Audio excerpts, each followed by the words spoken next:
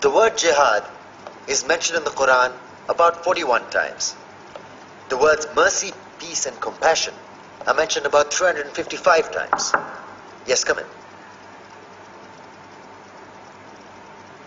Come on in, Riaz. Sit down, please. Contrary to popular belief in most Western cultures, Islam is a religion that preaches peace and tolerance. Yes, Patricia.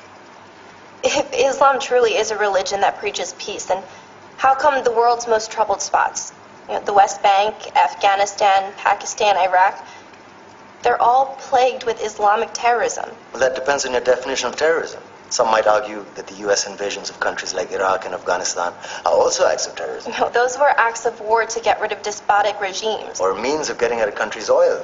Conspiracy theories. Well, May I? Yes, please. Go ahead, Riaz. Mr. Khan is right. I mean, if we're talking about terrorists, the world's biggest terrorists are the white superpowers. Come on now. No, really, stop and think about it. Explain 9/11. Okay. Do you know how many people died in the Twin Towers strike? Around 3,000. And do you have any idea how many people died in the bombing of Afghanistan? Take a wild guess.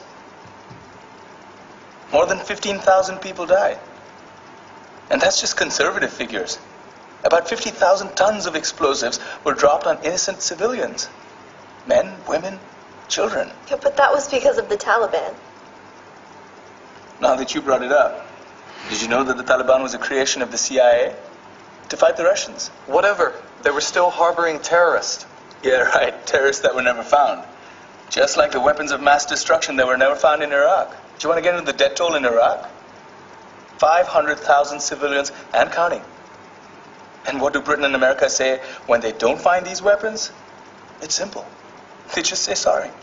And still refuse to relinquish control of these countries. What are you trying to say? What I'm trying to say is that just because you're American, wear a fancy suit, and call yourself the president, doesn't make you any less of a terrorist. I'm saying that if you don't stop meddling in other people's countries, you will face a backlash. If Muslims like you feel that way, then why don't you get out of our country? We will. As soon as you promise to leave ours.